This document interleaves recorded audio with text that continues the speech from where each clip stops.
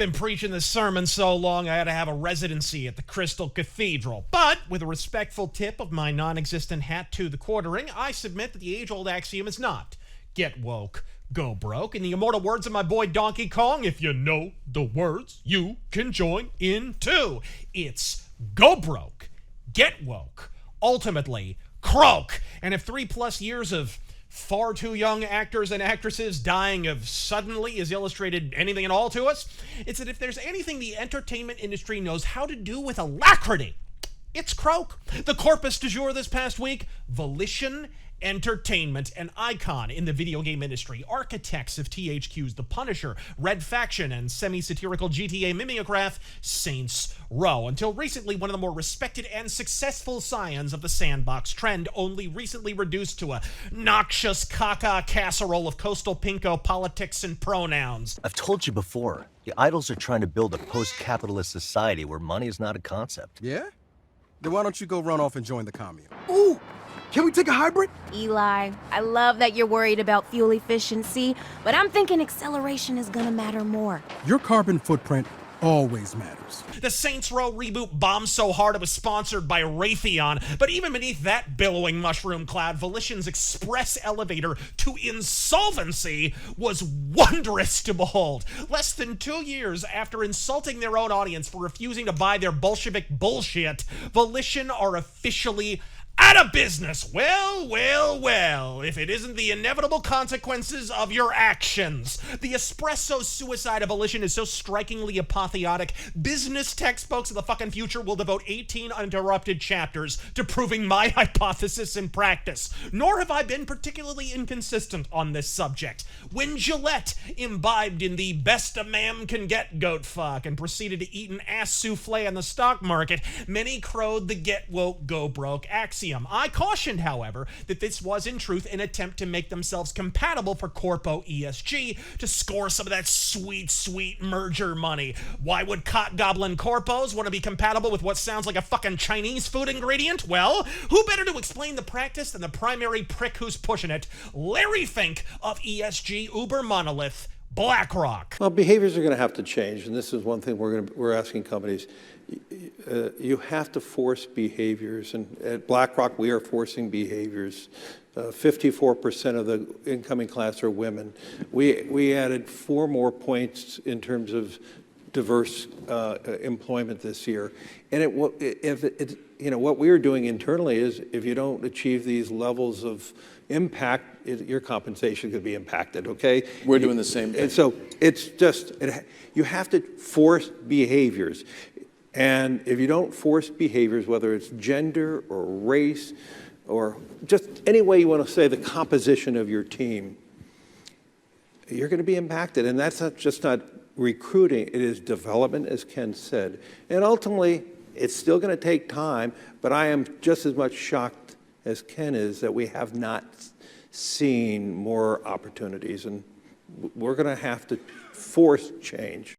If it applies in politics, if it's implicit in media, if Wall Street suckers blush at BlackRock's one-inch wonder, then giddily splay their sandalwood-scented assholes for a corporate cash infusion, then what's good for the goose is good for the gaming industry. Hence, it should surprise precisely no one that after filing for Chapter 11 in 2016, only to be acquired by gaming's very own BlackRock, Deep Silver, Step 1, go broke, Volition and the Saints Row series they're known for got a botched femscold facelift. Step 2, get woke, only to be bailed out by the all-new BlackRock Embracer, who took one lingering look at their year-over-year financials, saw more red flags than Antifa Twitter space, and shipped them off to the goddamn glue factory. Step 3, ultimately, croak. Look, I backhand the black pills, not because they piss me off. They really don't. The damage done by black pills is like David Spade's career after Chris Farley. Negligible. I attack and incite in order to educate, because otherwise when a company craps out a sterling example of world-class wokery such as, say,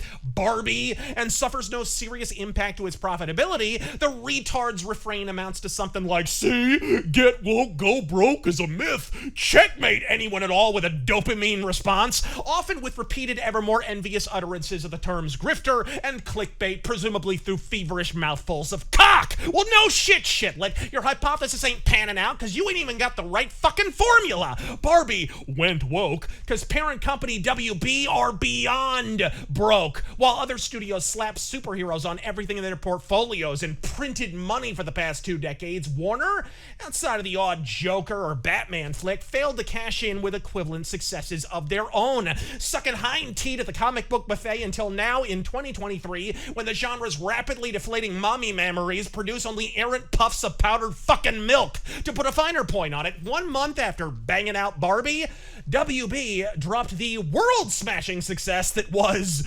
Blue Beetle, a movie that bombed so biblically the actual Blue Beetle hired an illegal immigrant to fail for him. WB ain't on step 3, they're at step fucking 1. Go broke. It's clear then that what we're witnessing right now with Babs and Blue Balls are the first pangs of step 2, Warner wokeness, as they desperately signal their compatibility with ESG ideation in an attempt to score deals or mergers with or be bought the fuck out by anyone at all whose check will fucking clear. One look at Bob Iger donating plasma to pay the light bill will confirm Disney ain't exactly in the running, and they already swallowed 20th Century Fox whole, so who the hell does that even leave?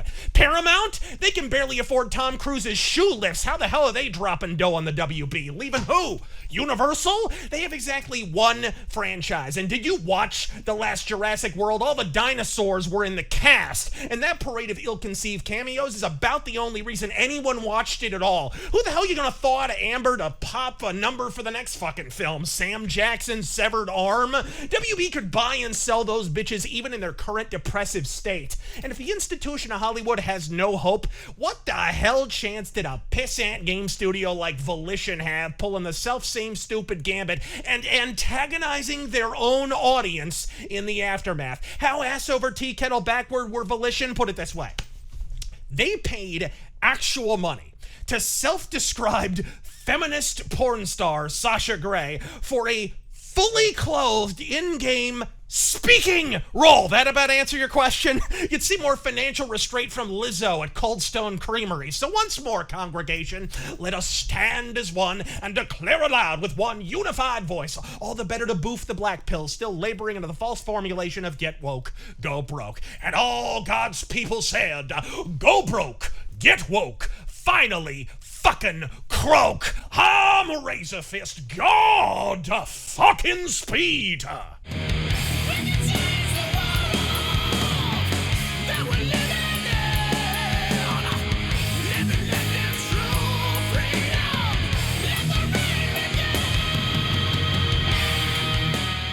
How much has the political backlash, thank you, to ESG investing had on you and BlackRock? I mean, another, this is, you know, it's not, look at,